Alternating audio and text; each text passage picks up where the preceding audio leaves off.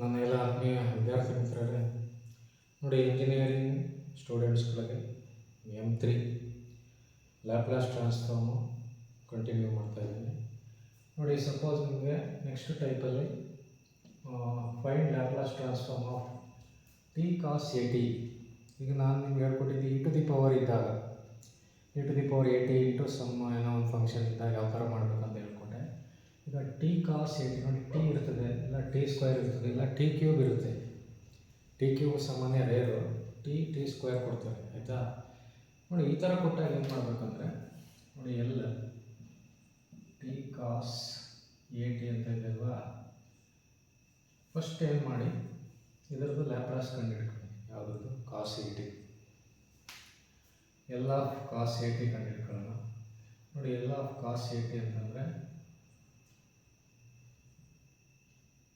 Formula ಇದೆ, ನೋಡಿ s/s² plus a², ಆಯಿತಾ. ಫಸ್ಟ್ ಇದರದ್ದು ಮಾಮೂಲಿ ಅದರಲ್ಲಿ ಏನು ಮಾಡ್ತಿದ್ವಿ ಅದೇ ಥರನೇ.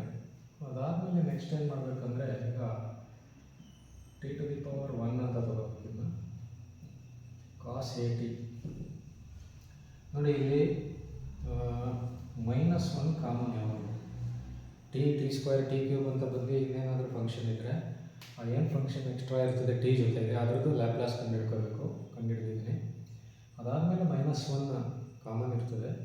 ಈ ಪವರಲ್ಲಿ ಇಲ್ಲಿ ನಾವು ಇಲ್ಲಿ ಯಾವ ನಂಬರ್ ಇರ್ತದೋ ಅದು ಹಾಕಬೇಕು. ಇಲ್ಲಿ 2 ಇದ್ದರೆ ಇಲ್ಲಿ 2 ಹಾಕಬೇಕು, ಆಯಿತಾ. 1 ಇದ್ದರೆ 1 ಹಾಕಬೇಕು, 2 ಇದ್ದರೆ 2. ಇದು ಮಾತ್ರ ಕಾಮನ್, ದಿಸ್ ಈಸ್ ಕಾಮನ್. ನಾವು ಫಾರ್ಮುಲಾ ಏನು ಬರೀತಲ್ಲ, ಡೈರೆಕ್ಟ್ ಪ್ರಾಬ್ಲಮ್ ಮಾಡೋದು ಹೇಳ್ಕೊಡ್ತಾ ಇದ್ದೀನಿ, ಆಯಿತಾ. -1 ಇಂಟು d⁻1 ds⁻1. ಇಲ್ಲೂ ಅಷ್ಟೇ, ಇಲ್ಲಿ ನಂಬರು 1 ಹಾಕಿದ್ದೀನಿ, ಯಾಕಂದರೆ ಇಲ್ಲಿ ಪವರ್ 1 ಇದೆ.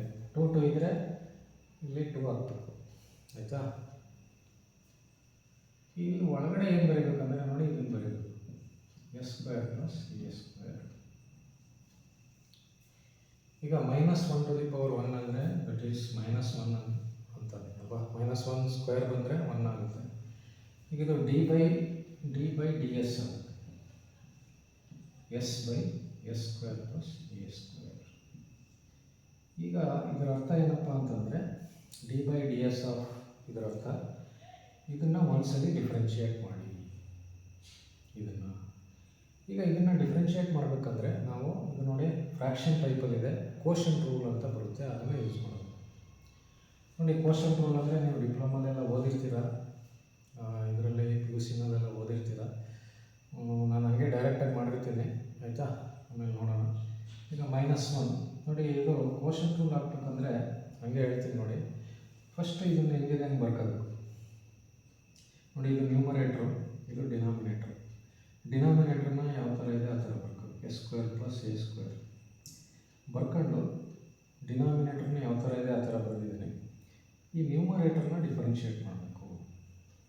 ಈಗ ನ್ಯೂಮರೇಟರ್ನ ಡಿಫ್ರೆನ್ಷಿಯೇಟ್ ಮಾಡಿದ್ರೆ d/ds ಆಫ್ s ಅಂತ, d/ds ಡಿಫ್ರೆನ್ಷಿಯೇಟ್ ಮಾಡಬೇಕಂದ್ರೆ d/ds, ನಾನು d/ds ಬರೀತೀನಿ ನೋಡಿ, d/ds ಆಫ್ s ಅಂತ ಮೈನಸ್ ಹಾಕ್ಬಿಟ್ಟು, ನೋಡಿ, ಡಿನಾಮಿನೇಟ್ರ್ ಬರದೆ d/ds ಬರೆದ್ಬಿಟ್ಟು ನ್ಯೂಮರೇಟರ್ ಬರದೆ ಮೈನಸ್. ಇವಾಗ ನ್ಯೂಮರೇಟರ್ ಬರೀಬೇಕು, d/ds ಹಾಕ್ಬಿಟ್ಟು ಡಿನಾಮಿನೇಟರ್ ಬರೀಬೇಕು,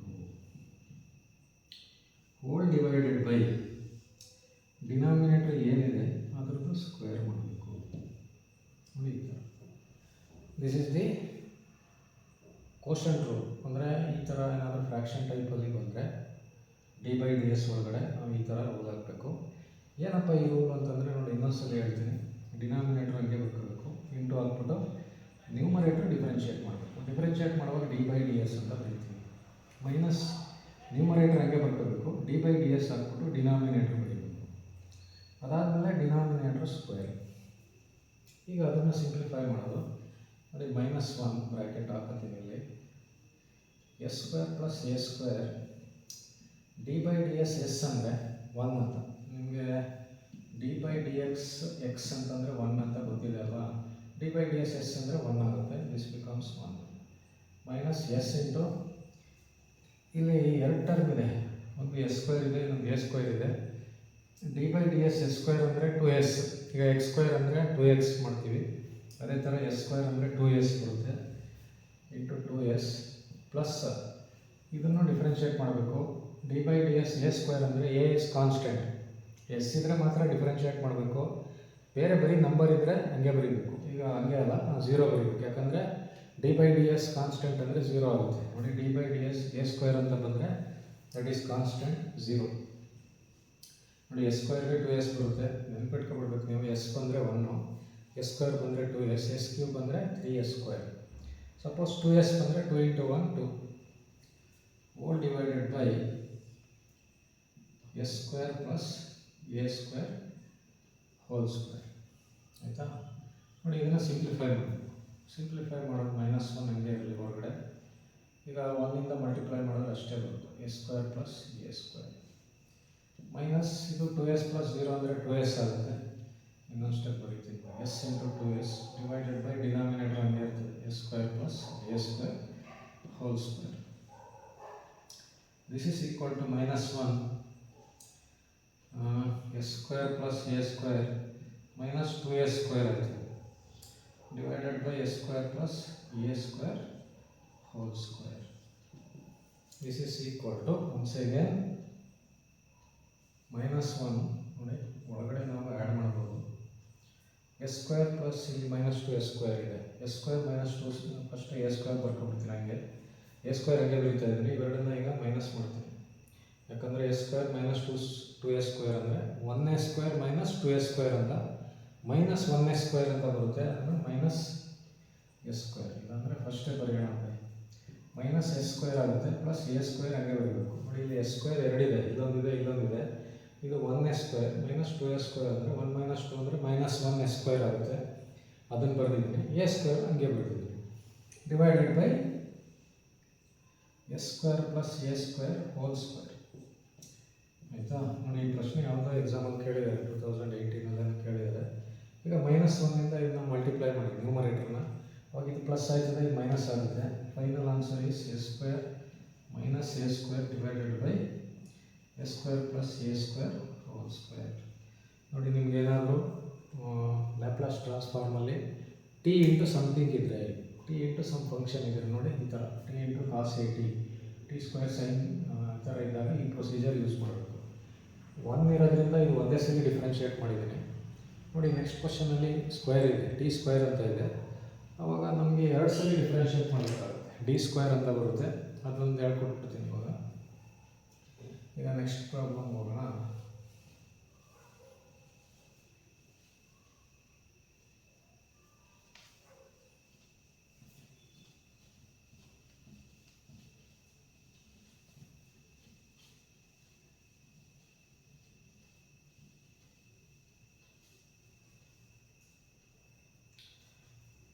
ನೋಡಿ, ಒಂದ್ಸರಿ ಎರಡನೇ ಪ್ರಾಬ್ಲಮ್ಮು ನೋಡಿ, ಈ ಕಡೆಯಿಂದ ಸ್ಟಾರ್ಟ್ ಮಾಡೋಣ.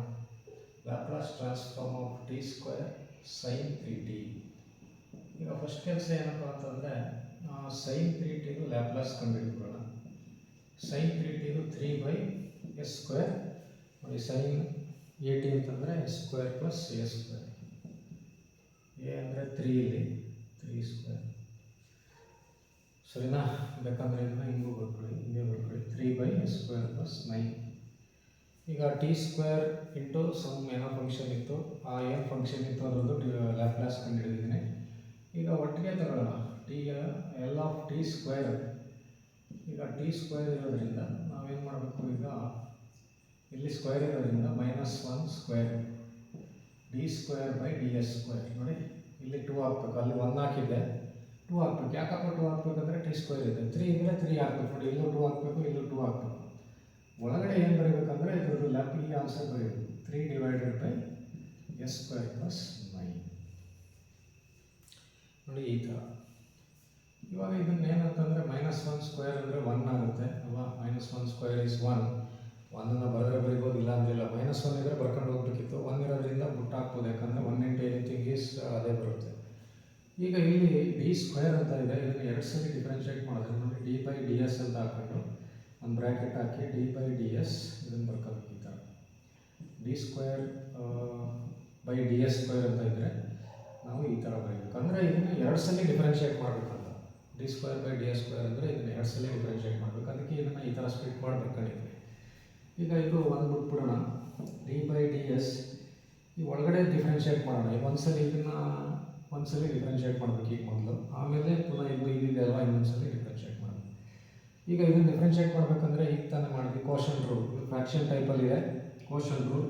ಫಸ್ಟು ಡಿನಾಮಿನೇಟರ್ ಬರ್ಕೋಬೇಕು ನೋಡಿ, s square plus 9 d by d s ಹಾಕ್ಬಿಟ್ಟು numerator ಬರ್ಕೋಬೇಕು.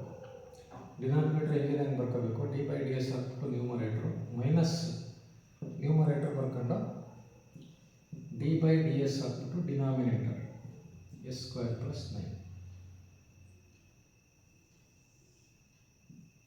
Hole divided by denominator square ಮಾಡಬೇಕಿತ್ತು. ಸರಿನಾ? ಫಾರ್ಮುಲಾ ಇದು. ಡಿನಾಮಿನೇಟರ್ ಹೆಂಗಿದೆ ಹೆಂಗೆ ಬರ್ಕೋಬೇಕು, ನ್ಯೂಮರೇಟರ್ ಡಿಫ್ರೆನ್ಷಿಯೇಟ್ ಮಾಡಬೇಕು, ಮೈನಸ್ ಹಾಕ್ಬಿಟ್ಟು ನ್ಯೂಮರೇಟರ್ ಹೆಂಗಿದೆ ಹೆಂಗೆ ಬರ್ಕೋಬೇಕು, ಡಿನಾಮಿನೇಟರ್ ಡಿಫ್ರೆನ್ಷಿಯೇಟ್ ಮಾಡಬೇಕು, ಡಿವೈಡೆಡ್ ಬೈ ಡಿನಾಮಿನೇಟರ್ ಸ್ಕ್ವೇರ್. ಇದು ಒಂದ್ಸಲಿ ಡಿಫ್ರೆನ್ಷಿಯೇಟ್ ಮಾಡೋದು. ಪುನಃ ಈ ಆನ್ಸರ್ನ ಇನ್ನೊಂದ್ಸಲಿ ಡಿಫ್ರೆನ್ಷಿಯೇಟ್ ಮಾಡಬೇಕು, ತೋರಿಸ್ಕೊಡ್ತೀನಿ. ಈಗ ಎಸ್ ಸ್ಕ್ವೇರ್ ಪ್ಲಸ್ 9 ಹಂಗೆ ಬರೀತೀವಿ. ಡಿ ಬೈ ಡಿ ಎಸ್ 3 ಅಂದರೆ 3 ಇಸ್ ಎ ಕಾನ್ಸ್ಟೆಂಟ್, ಇದು 0 ಆಗಿಬಿಡ್ತದೆ ಅಲ್ವಾ. ಮೈನಸ್ 3 ಇಂಟು ಈಗ ಇದನ್ನು ಡಿಫ್ರೆನ್ಷಿಯೇಟ್ ಮಾಡಬೇಕಂದ್ರೆ ಎರಡು ಟರ್ಮ್ ಇದೆ. ಎಸ್ ಸ್ಕ್ವೇರ್ಗೆ 2s ಬರುತ್ತೆ ಪ್ಲಸ್ 9ಗೆ 0 ಬರುತ್ತೆ, divided by s square plus 9 whole square.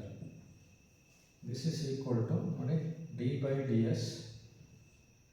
ಇದು 0 ಇಂಟು ಎನಿಥಿಂಗ್ ಇಸ್ 0, ಈ ಟರ್ಮ್ ಹೊರಟಾಯಿತು. Minus 3 into 2s minus 6s ಬರುತ್ತಿದೆ. Minus 6s divided by s square plus 9 whole square. ಅಂದರೆ ಈಗ ನಾವು ಒಂದ್ಸಲಿ ಡಿಫ್ರೆನ್ಷಿಯೇಟ್ ಮಾಡಿದ್ದೀನಿ, ಒಂದ್ಸಲಿ ಡಿಫ್ರೆನ್ಷಿಯೇಟ್ ಮಾಡಿದೆ, ಇಷ್ಟು ಬಂತು. ಈ ಆನ್ಸರ್ನ ಇನ್ನೊಂದ್ಸಲಿ ಡಿಫ್ರೆನ್ಷಿಯೇಟ್ ಮಾಡಬೇಕು. ಇವಾಗ ಇದನ್ನು ಇನ್ನೊಂದ್ಸಲಿ ಡಿಫ್ರೆನ್ಷಿಯೇಟ್ ಮಾಡಬೇಕು ನೋಡಿ. ಇನ್ನೊಂದ್ಸಲಿ ಡಿಫ್ರೆನ್ಷಿಯೇಟ್ ಮಾಡುವಾಗ ಇದನ್ನು ಸ್ವಲ್ಪ ನಾನು ಈ -6 ಹೊರಗಡೆ ತಗೊಂಡ್ಬಿಡ್ತೀನಿ, ಈಸಿ ಆಗುತ್ತೆ. -6 ಹೊರಗಡೆ ತಗೊಂಡ್ರೆ ಡಿಫ್ರೆನ್ಷಿಯೇಟ್ ಮಾಡೋಕ್ಕೆ ಸುಲಭ ಆಗುತ್ತೆ. ಅದಕ್ಕೆ ನಾನೇನು ಮಾಡ್ತೀನಿ, -6 ಹೊರಗಡೆ ತೊಗೊಳ್ತೀನಿ. ಇಲ್ಲಿ ಮಾಡ್ತೀನಿ ನೋಡಿ, -6 ಹೊರಗಡೆ ತೊಗೊಂಡೆ into d by d s ಏನಾಗುತ್ತೆ, s divided by s square plus 9 whole square ಆಯಿತು. ಆಯಿತಾ? ನೋಡಿ, ಇದು ನಿಮ್ಗೆ ಇನ್ನೂ ಸುಲಭವಾಗಿ ಡಿಫ್ರೆನ್ಷಿಯೇಟ್ ಮಾಡಬೇಕಂದ್ರೆ ನಾನೊಂದು ಐಡಿಯಾ ಕೊಡ್ತೀನಿ, ಆ ಥರ ಮಾಡಿಬಿಟ್ಟು ಈಸಿ ಆಗುತ್ತೆ. -6 ಫಸ್ಟ್ ಏನು ಮಾಡೋಣ, ಡಿ ಬೈ ಡಿ ಎಸ್ ಹಂಗೆ ಇರಲಿ, ಎಸ್ ಹಂಗೆ ಇರಲಿ. ಇದನ್ನು ಎಕ್ಸ್ಪ್ಯಾಂಡ್ ಮಾಡಿಬಿಡ್ತೀನಿ, ಈಸಿ ಆಗುತ್ತೆ ಡಿಫ್ರೆನ್ಷಿಯೇಟ್ ಮಾಡೋಕ್ಕೆ. ಇಲ್ಲ ಅಂತಂದರೆ ನೀವು ಇನ್ನೊಂದು ಮೆಥಡ್ ಇದೆ, ಅದನ್ನು ಹೇಳ್ಕೊಟ್ರೆ ಸ್ವಲ್ಪ ಕನ್ಫ್ಯೂಷನ್ ಆಗ್ಬಿಡ್ತೀರಾ. ಈಗ ಇದಕ್ಕೆ a plus b whole square formula ಹಾಕ್ಬಿಡ್ತೀನಿ. A plus b whole square ಹಾಕೊಂಡ್ರೆ ಇದೇನಾಗುತ್ತೆ, ಎಸ್ ಸ್ಕ್ವೇರ್ ಹೋಲ್ ಸ್ಕ್ವೇರ್ ಆಗುತ್ತೆ. S square whole square plus 9 square plus 2 into s square into 9. ನೋಡಿ, ನಾನು ಏನು ಮಾಡ್ತಾ ಇದ್ದೀನಿ ಅಂದರೆ ಡಿನಾಮಿನೇಟರ್ನ ಫಾರ್ಮುಲಾ ಯೂಸ್ ಮಾಡಿ ಎಕ್ಸ್ಪ್ಯಾಂಡ್ ಮಾಡ್ತಾ ಇದ್ದೀನಿ. A plus b whole square ಏನಾಗುತ್ತೆ, s square whole square, a square plus b square ಅಂದರೆ 9 square plus 2 into A into B.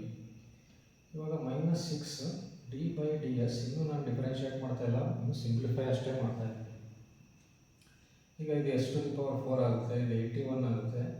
2 into 9 ಅಂದರೆ 18 ಎಸ್ ಸ್ಕ್ವೇರ್ ಆಗುತ್ತೆ. ಆಯಿತಾ? ಇಷ್ಟಾಯ್ತು. ಇವಾಗ ಮಾಡ್ಬೋದು ನೋಡಿ, ಈಸಿ. ಅದನ್ನು ಮಾಡ್ಬೋದು, ಬಟ್ ಅದಕ್ಕಿಂತ ಇದು ಈಸಿ. ಆಯಿತಾ? ಇವಾಗ ಏನು ಮಾಡಿ, -6 ಇದಕ್ಕೆ ಕೋಶನ್ ರೂಲ್ ಹಾಕೋಣ. ಕೋಶನ್ ರೂಲ್ ಏನಪ್ಪ ಹೇಳ್ತದೆ, ಡಿನಾಮಿನೇಟರ್ ಬರ್ಕೊಳ್ಳಿ ಯಾವ ಥರ ಇದೆ ಆ ಥರ. ಇದನ್ನು ಡಿಫ್ರೆನ್ಷಿಯೇಟ್ ಮಾಡಿ, d by d s s minus ಹಾಕ್ಬಿಟ್ಟು ನ್ಯೂಮರೇಟರ್ ಬರೀರಿ, ಡಿನಾಮಿನೇಟರ್ ಡಿಫ್ರೆನ್ಷಿಯೇಟ್ ಮಾಡಿ.